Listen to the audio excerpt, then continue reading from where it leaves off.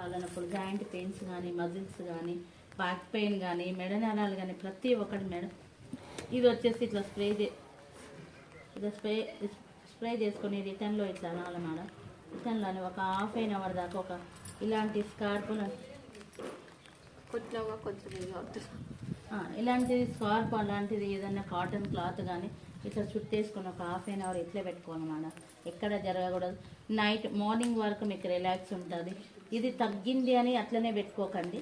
ఒక వారం మీకు పెయిన్ అంటే పెయిన్ బాగానే ఉంటుంది.